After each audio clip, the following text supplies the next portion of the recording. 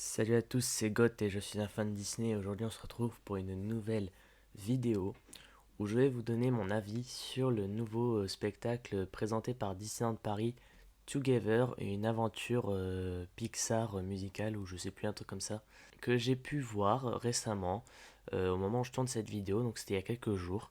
Donc je me suis rendu sur le parc un peu moins d'une semaine après la sortie de ce spectacle, du coup au Walt Disney Studios, puisque ce spectacle est proposé dans le parc Walt Disney Studios au niveau du Studio Theater, plus précisément. Je vais vous passer une vidéo du spectacle en question pendant que je vais parler en même temps, pour que vous puissiez bien voir à quoi ressemble le spectacle en question.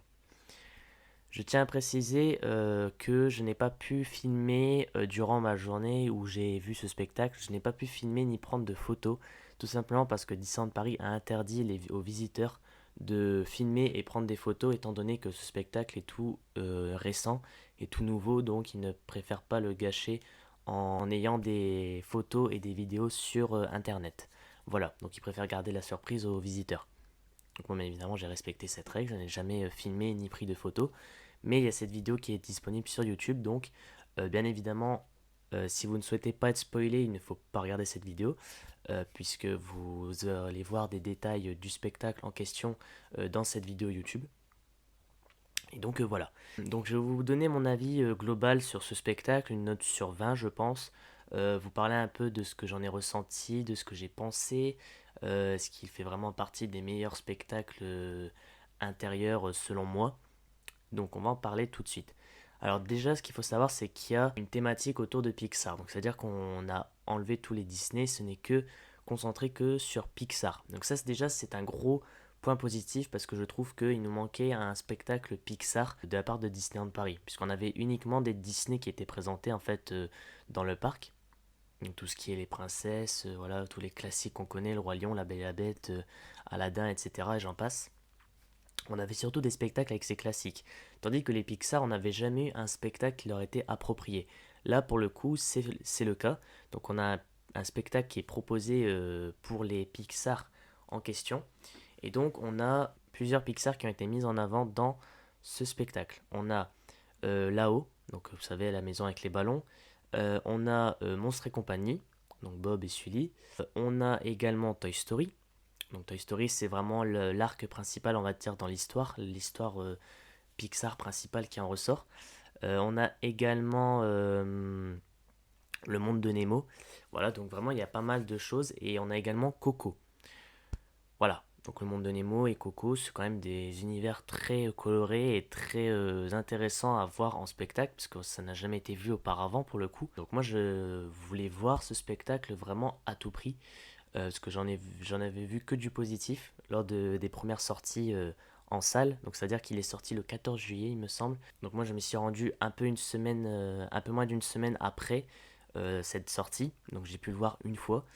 Et d'ailleurs je tiens à préciser avant de donner les détails de ce spectacle, si jamais vous souhaitez aller le voir sur le parc, venez au préalable 3 quarts d'heure, voire 1 heure à l'avance, parce que les places se remplissent très très rapidement. Voilà. Donc, je vous ai donné un petit peu les détails globaux. Maintenant, on va rentrer un peu plus dans les détails. Alors, en gros, de ce que j'en ai, je m'en souviens, parce qu'en gros, je l'ai vu qu'une fois, donc forcément, je ne connais pas tous les détails de ce spectacle. Mais en gros, de ce que j'ai compris, on a l'histoire d'une petite fille qui s'appelle Charlie, qui a des partitions de musique d'une chanson en particulier. Et d'ailleurs, c'est la chanson principale de ce spectacle, qui est jouée à la fin pour donner le final en fait du spectacle en question. Donc c'est un show, une chanson pardon, qui est inscrite sur une partition avec des notes de musique. Et en gros, la petite fille perd ses partitions de musique. Et en fait, ils sont réparpillés dans plusieurs univers de Pixar. Et en gros, les personnages de Toy Story, donc Woody, Buzz, la bergère, Pile Poil, Jessie, Rex et Lotso. Il y en a 7. Il me semble que j'en ai pas oublié. Donc il y a Lotso, déjà, ça c'est un gros gros point. Rex également, on le voit jamais. Et Pile Poil aussi, on les voit jamais. Donc c'est vrai qu'ils ont rajouté quand même des personnages de Toy Story qu'on ne voit jamais auparavant. Et ça c'est très plaisant à voir. Euh, donc en gros leur mission c'est de récupérer les partitions de musique et les redonner à Charlie pour qu'elle puisse jouer sa musique devant sa classe. Parce qu'en gros elle doit être en classe de musique pour pouvoir jouer cette fameuse chanson. Voilà en gros l'histoire. Ensuite, ce que j'ai beaucoup aimé, c'est l'interaction entre les acteurs et l'écran. On a un écran vraiment immense. On a vraiment un écran immense derrière les danseurs, les comédiens, etc. Avec beaucoup de couleurs, de projections d'images. Voilà, on a énormément de choses. Et en fait, ce que j'aime, c'est que des fois, on a des interactions qui sont faites directement entre l'écran et les acteurs. Alors, pour pas rentrer dans les détails, mais je vais en dire un. Par exemple, à un moment, on a Buzz qui vole pour de vrai. En fait, on voit, par contre, on voit les ficelles. Ça, c'est un peu dérangeant, mais c'est pas grave. En fait, on a Buzz l'éclair à un moment qui s'envole. Donc, on le voit en fait qui est porté par des ficelles. Et on le voit en fait, on voit en fait sur l'écran qu'il y a des nuages qui défilent. Donc, on sait, voilà, on se rend compte qu'en fait, il vole et tout. Et à un moment, il redescend et l'écran s'arrête sur une sorte de plateforme, en fait, une fausse plateforme, et lui, hop, il se pose dessus. Donc en fait, il y a vraiment une interaction entre l'écran et le comédien en question, et c'est vraiment très plaisant à voir, et c'est vraiment super bien fait. On voit que c'est travaillé et tout, donc vraiment c'est génial. Également, j'avais oublié de noter autre chose, c'est que la musique dans ce spectacle est jouée en live, c'est-à-dire qu'il y a un orchestre qui est présent, un orchestre avec voilà, violoncelle, guitare, enfin pas guitare, mais instruments à cordes, on va dire, trompette, tambour, etc. Il y a vraiment pas mal d'instruments. Ils sont, je pense, une dizaine à peu près, en comptant l'orchestre. Et en gros, au début, on les voit arriver sur scène, donc ils sont vraiment devant. Et en fait, cette plateforme, après, elle se sépare en deux, et on les voit d'un côté à gauche et d'un côté à droite, ce qui fait qu'ils ne gênent pas en fait la scène principale, mais pour le coup, ils sont bien présents. On sait que c'est eux qui jouent la musique dans le spectacle en live, donc c'est vraiment super bien fait et on s'en rend même pas compte en fait. C'est tellement fluide et tellement beau qu'on s'en rend même pas compte, mais en fait c'est vraiment l'orchestre qui joue la musique en question. Donc ça c'est vraiment un autre point positif, c'est que ben, la musique c'est pas un truc préenregistré qu'on passe en boucle et puis voilà quoi. Là c'est vraiment des musiciens qui sont présents et qui jouent. Voilà. Et ce spectacle est présenté 4 fois dans chaque journée, hein. Donc c'est à 11 h, midi 20, 15 h 05 et 16 h 30 il me semble, un truc comme ça. Moi j'étais voir celui de 15 h. Voilà. Donc du coup les interactions entre l'écran et les acteurs, je trouve que c'est vraiment magnifique. C'est vraiment super bien fait et vraiment on voit que le spectacle est travaillé. Après bien évidemment il y a des petites choses que j'ai repérées par-ci par-là. Des petites séquences qui étaient un peu plus dures à faire on va dire pour certains acteurs, notamment une séquence avec la bergère, Woody et Jessie qui tiennent une lampe torche et qui font des sortes d'ombres chinoises. On voit que quand en fait normalement la bergère genre elle lève un bras, bah, l'interaction avec l'écran, du coup sur l'ombre de la bergère elle levait un bras. Voilà, c'était un truc comme ça, mais en gros soit elle levait le bras trop tôt, soit trop tard. Donc il y avait un petit problème là-dessus, mais après forcément le spectacle vient de démarrer, donc forcément ils sont peut-être pas trop à l'aise encore. Mais dans le futur ça ira plus facilement. Ce que j'ai aimé également c'est le rythme. Le rythme du show, c'est-à-dire que il n'y a jamais de temps, genre de break, on va dire, entre chaque séquence. C'est-à-dire, genre par exemple, on pourrait faire par exemple là-haut, puis après, ben, ça dure pendant. Genre, t'as un écran noir pendant 3 secondes, et après tu reprends. Non, c'est vraiment un truc fluide, c'est-à-dire que vraiment toutes les séquences s'enchaînent de façon très belle, très jolie. On a vraiment des. Voilà, des. Je sais pas comment dire, mais en gros, des séquences qui se suivent. Parce qu'à chaque fois, en fait, on fait Toy Story là-haut, Toy Story, Monstres et compagnie, Toy Story. En fait, à chaque fois, ça revient à Toy Story parce que forcément, c'est les personnages principaux, on va dire, de l'histoire, vu qu'ils sont plus proches du personnage principal, du coup, qui est la petite fille Charlie. Et pour le coup, j'ai oublié de préciser, mais cette petite fille Charlie, c'est un tournage qui a été fait en prise de vue réelle, c'est-à-dire que c'est vraiment une petite fille qu'on voit à l'écran, donc c'est vraiment une petite fille. Et on voit en fait les jouets, donc Woody, Buzz, Jessie, de façon, on va dire, très réaliste, comme nous on les connaît en fait. Vraiment des jouets à part entière. Et vraiment, c'est super bien fait. C'est vraiment super bien fait. Il y a notamment une séquence que j'ai beaucoup aimée, c'est en fait quand les jouets se réveillent au tout début. On les voit sur l'écran en fait qui sont sur le sol. Donc ils sont vraiment, voilà, comme vous connaissez Toy Story, ils sont vraiment posés sur le sol, comme les humains sont là. Et après, en fait, l'écran se relève et on les voit en vrai, du coup, en vrai acteur. Et là, ils sont posés vraiment sur le sol. Et après, tu les vois se réveiller et tout. Franchement, c'est top. C'est vraiment top. J'adore cette interaction entre l'écran et les comédiens à chaque fois. Ils jouent beaucoup là-dessus. C'est vraiment très joli. Pour parler du coup de Toy Story façon globale, pour m'arrêter là-dessus, j'ai beaucoup aimé toutes les séquences. Chaque personnage a l'occasion de briller, on va dire, à chaque fois. Bon, sauf Pile Poil, malheureusement, qui est très mise à l'écart. Lotso aussi, qui est pas trop mise en avant, mais c'est pas trop grave en vrai. On a Rex qui a une petite interaction avec notamment l'aquarium du monde de Nemo. Très sympa, j'ai beaucoup aimé. Après, tous les autres sont bien mis en avant, surtout Buzz d'ailleurs. Buzz est surtout mis en avant. On a un français anglais également, parce que ça, vous savez que ça m'a posé problème sur certains spectacles, notamment Disney Illumination, où je trouve qu'il y a beaucoup trop de chansons en anglais. Là, pour le coup, je trouve que le mix de français-anglais est très bien respecté, c'est-à-dire qu'il y a beaucoup de personnages qui parlent français, il y a quelques personnages qui parlent anglais, notamment Woody, il me semble. Euh, Woody parle anglais et la bergère également parle anglais dans ce spectacle. Sinon, Buzz, Jessie et tous les autres parlent français. Donc ça c'est bien, ce qui a un bon rythme, parce qu'il faut pas oublier qu'on est quand même dans un parc français. Hein. Faut pas... On sait qu'il y a beaucoup de touristes anglais, mais il faut quand même que le français soit mis en avant. Donc ça c'est bien. Il y a un bon équilibre entre français et anglais. Donc c'est très très bien. Pour parler de là-haut, puisque c'est la première séquence que l'on voit en dehors de Toy Story dans les Pixar. J'ai beaucoup aimé. J'ai énormément eu de frissons, on va dire, au moment de la musique qui a été jouée par l'orchestre, qui était vraiment super. C'était vraiment splendide, j'ai beaucoup aimé. Et je ne m'attendais pas du tout, mais alors pas du tout, à voir la maison de Carl Friedrichsen sur la scène. Je ne m'y attendais pas du tout. En fait, je voyais que la maison volait avec l'écran, et après il y a un mur en fait qui s'enlève, et on voit la maison qui apparaît. C'était improbable. Et vraiment, elle est gigantesque, hein, c'est vraiment un gros truc quoi. On a du coup d'ailleurs Carl Fredricksen, Russell et Doug, donc le chien, des personnages très rares à voir sur le parc et sur scène d'ailleurs. Et c'est vraiment très plaisant de les voir. Bon, cette séquence, j'ai pas trop kiffé. C'est peut-être la séquence que j'ai le moins aimé du spectacle parce qu'il n'y a pas grand chose à dire en fait. Il n'y a pas grand chose qui est fait. Il n'y a pas de musique, il n'y a pas de danse. C'est juste de la parlante, on va dire. Et en fait, on voit qu'à chaque Pixar, en fait, bah, les personnages retrouvent une partition de musique. Donc là, par exemple, on a Russell qui trouve dans sa trompette ou un truc comme ça la partition. Il la sort, après il voit, ah, c'est pour Charlie, etc. Hop, il la renvoie au destinataire. Et puis, t'as Buzz qui vient récupérer la partition, il la remet chez elle. Et puis voilà quoi. Il n'y a pas d'interaction directe entre tous les Pixar. Hein. Donc c'est-à-dire que, genre, il y a pas. Vous aurez jamais de croisement entre Buzz l'éclair et Carl Fredricksen ou inversement, des choses comme ça. Vous aurez jamais de croisement. Ce qui est tout à fait logique, parce que ces personnages ne se connaissent pas, donc il ne faut pas les faire connaître sur scène.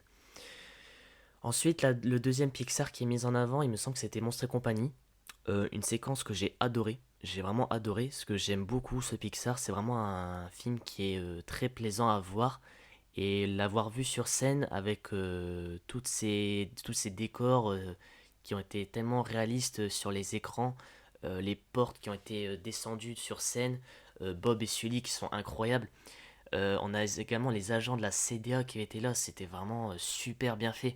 Et les agents de la CDA également, à un moment, descendent sur scène, donc ils vont voir vraiment nous, en fait, les spectateurs. Et c'est vraiment stylé.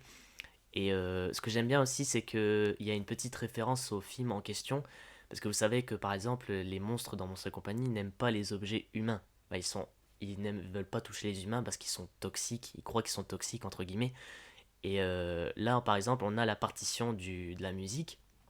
Ils voient que c'est un objet humain, donc ils déclenchent une alerte rouge, etc. Hop, t'as tous les agents qui arrivent. Et vraiment, c'est génial, c'est vraiment génial. On a des belles danses, parce que là, ils dansent pour le coup, contrairement à là-haut. Les agents dansent, Bob et Sully également. On a des portes qui apparaissent, il y en a, je pense, 5 sur scène. Des portes qui s'ouvrent, etc. Les agents, ils arrivent. Génial, génial, j'ai adoré. La musique est très rythmée, franchement, c'est magnifique. Ça dure longtemps en plus cette partie sur Monster Company, donc j'ai vraiment aimé. Après, donc il récupère la partition, on repasse à Toy Story, etc. Ensuite, la troisième, c'est du coup l'aquarium avec Rex. Il y a une interaction où Rex doit plonger dans l'aquarium pour aller chercher la partition. Et on a, durant cette séquence où on passe au monde de Nemo, on a également de l'eau qui nous est projetée. Donc c'est vraiment un spectacle très immersif en fait. On a de l'eau qui nous est projetée, on a aussi un moment au début quand Lotso arrive, on sent la fraise. Parce que vous savez très bien que Lotso dans Toy Story 3, il sent la fraise. Et vraiment c'était génial d'avoir fait ce petit clin d'œil et tout, c'était vraiment génial. Et puis on le sentait direct en fait, c'est ça le pire. On le sentait vraiment direct. Dès que l'autre soit arrivé, tu sentais la fraise. C'est ouf, c'est vraiment incroyable. C'est vraiment incroyable d'avoir été dans les petits détails comme ça. Et vraiment, c'est top. J'adore. Donc du coup, pour revenir au monde de Nemo, au tout début, on a de l'eau qui nous est projetée pour faire genre qu'on est vraiment dans l'océan. Euh, voilà, on a Dory, Nemo et Marin. Alors Marin fait un petit peu peur, par contre je vais pas vous mentir. Peut-être vous l'avez sûrement vu dans la vidéo, mais Marin je le trouve assez flippant. Le robot en fait est assez flippant je trouve. Vraiment après c'est super bien fait. Voilà, il y a juste Marin qui parle en anglais, on a Nemo et Dory qui parlent français. Oui vraiment c'est très bien, c'est très très beau. C'est très bien rythmé, on a même la musique de Nemo qui est jouée par l'orchestre, on entend les paroles et tout. Cette séquence-là dure longtemps également. Les danseurs sont très bien, sont très très beaux. Les costumes sont vraiment magnifiques, avec tous ces coraux et tout, très colorés et tout. Après, on a une séquence que j'ai beaucoup aimée également, avec un coquillage. En fait, on a une sorte de coquillage qui est posé sur scène, et ça fait semblant un peu qu'il est ouvert, parce qu'en fait, sur l'écran, on voit un peu genre le reflet de tous les danseurs qui sont allongés sur le coquillage et qui sont en train de danser. Donc, c'est-à-dire que là, quand les danseurs font des mouvements là, bah, sur l'écran, ça fait la même chose. C'est fou, c'est fou, c'est incroyable, ça fait tellement beau et tellement vrai que tu t'y crois vraiment en fait. Tu t'y crois vraiment. Et vraiment, je vous le dis, ça perd jamais de son rythme, hein. C'est vraiment, t'enchaînes, t'enchaînes, t'enchaînes. T'es jamais, ben, tu te dis, bon, ouais, c'est long, faudrait peut-être que ça reprenne là. Vraiment, c'est rythmé. Tu te lâches jamais, tu te lâches jamais. C'est vraiment, voilà, t'es rythmé de bout en bout. Et après, ce que j'ai beaucoup aimé, donc dans le monde de Nemo, bah, il y a juste ça. C'est vraiment très très beau. Les décors sont très beaux sur l'écran aussi, comme je l'ai dit. Il n'y a pas trop d'interaction, mis à part le coquillage, comme je vous ai parlé. Sinon, après, les danses sont très bien. Ensuite, on repasse à Toy Story, récupère la troisième partition. Puis la dernière qu'ils doivent récupérer, là, ils plongent dans le monde de Coco. Coco, c'était très joli également. C'était très joli. L'entrée en scène de Miguel est très très bien faite. C'est très original, j'ai envie de dire. Avec ce projecteur blanc. Après, il tape du pied. Hop, et là, on a le monde des morts qui arrive avec le pont fait avec tous les pétales de fleurs orange. Vous connaissez si vous avez vu ce film. Euh, les danseurs squelettes sont vraiment bien faits. Les costumes sont très jolis. Le fait que Miguel marche sur le pont et que le pont avance en même temps sur scène, c'est vraiment bien fait également. On croirait vraiment qu'il marche sur le pont. Ce que je ne m'y attendais pas par contre, je ne m'attendais pas à ce que, ben, vous savez, la grande bestiole qui s'appelle Pepita dans le Coco, c'est vraiment le monstre un peu tout coloré avec des ailes qu'on voit dans le film.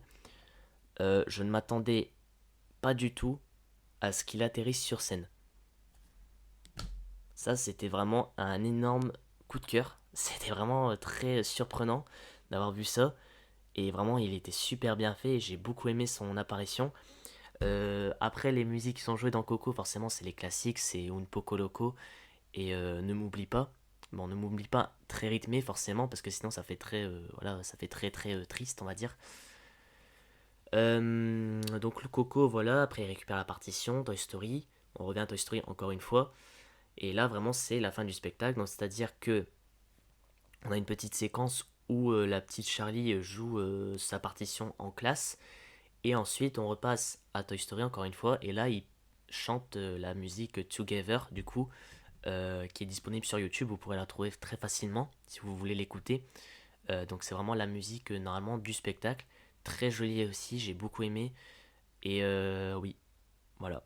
Tous les décors, toutes les lumières qui sont mises à la fin, c'est juste parfait. Ça termine très bien le spectacle.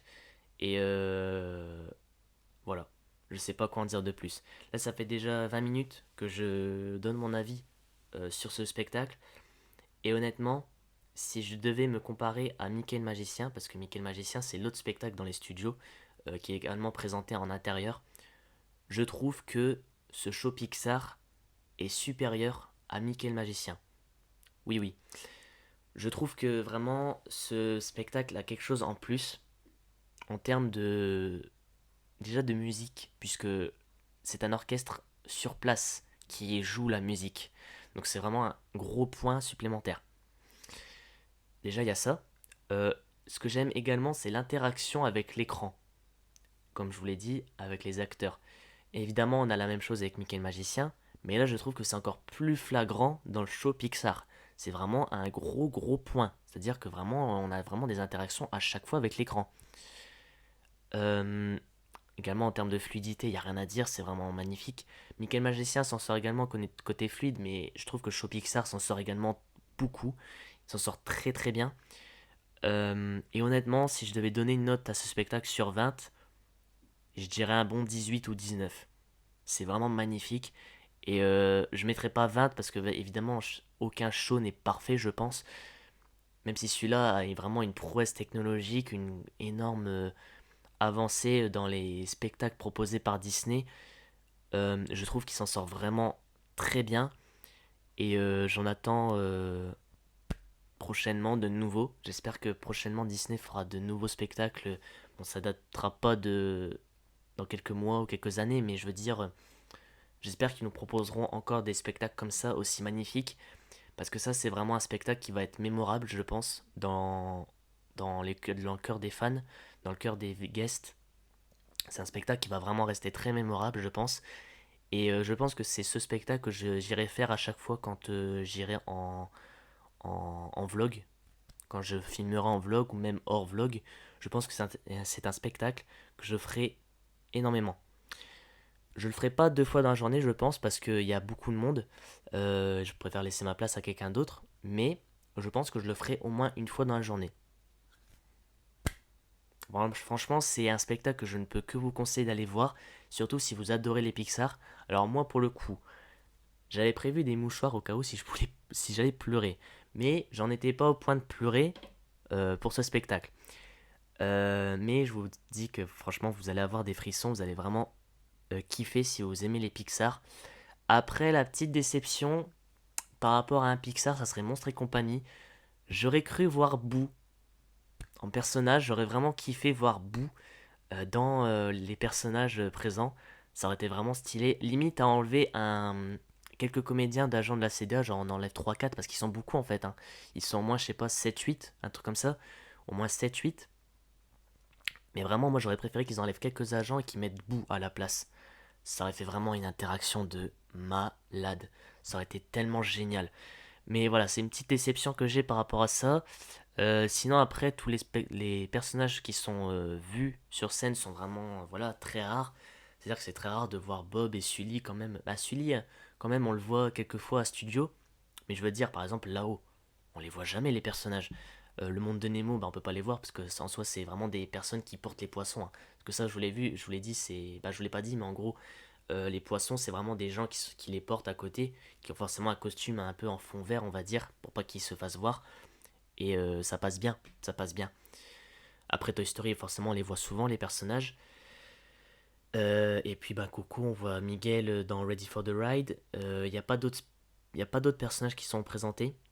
J'aurais peut-être voulu voir Hector, ça aurait été beau, je trouve, de voir Hector. Après, je sais pas si le costume en lui-même existe, mais au moins on a vu des squelettes, donc c'est déjà très bien, on va pas se plaindre. Mais honnêtement, je trouve que Disneyland Paris a fait vraiment du très bon travail, c'est vraiment magnifique. Et bien évidemment, ça ne pardonne pas l'augmentation des passes annuelles ou quoi que ce soit, mais je veux dire qu'on était comme ça. Ils avaient vraiment fait une descente très très violente. Là, ils ont clairement remonté la pente. Ils ont clairement remonté la pente grâce à ce spectacle. Mais bien évidemment, ça ne pardonne pas toute cette augmentation autour des passes annuelles, etc. Bon, ça, je ne vais pas m'éterniser là-dessus parce que je vous ai déjà fait une vidéo critique. Vous savez très bien ce que j'en pense. Comme l'avis global des guests, des fans Disney. Donc voilà. En tout cas, j'espère que cette vidéo vous aura plu. J'espère qu'elle vous aura donné envie d'aller voir ce spectacle ou non. Après, j'ai spoilé, comme je vous l'ai dit en début de vidéo. Je vous ai dit que j'allais donner des détails. Donc si jamais vous souhaitez quand même aller le voir après ces détails, après je vous ai pas tout dit, hein, vous n'avez pas eu de vidéo en soi, à part le début, mais vraiment vous n'avez pas eu la musique ou quoi que ce soit, donc vraiment je vous conseille d'aller le voir, même si vous connaissez déjà ce qu'il y a dedans, vous allez vraiment être bluffé, c'est obligatoire. Je pense qu'il faut être vraiment très très très exigeant pour ne pas aimer ce spectacle, vraiment. Je pense qu'il faut être vraiment très exigeant et vraiment détestable, désolé mais c'est vraiment le terme, pour ne pas aimer ce spectacle. Tout est magnifique. Les lumières, la musique, les comédiens, les choix des Pixar, l'histoire. Tout est impeccable. Vraiment, c'est génial. C'est génial. Donc je ne peux que vous conseiller d'y aller si jamais vous vous rendez sur le parc prochainement. Et n'hésitez pas à me donner votre avis dans les commentaires si jamais vous l'avez déjà vu. Si vous êtes d'accord avec mon avis, si vous trouvez que c'est peut-être un peu surnoté, ou voilà. Dites-moi pour qu'on fasse un petit débat si vous voulez. Et donc voilà. Donc sur ce, moi je vous laisse. Je vous dis à la semaine prochaine pour une nouvelle vidéo, ASMR ou Disney. Et prenez soin de vous. Allez, ciao.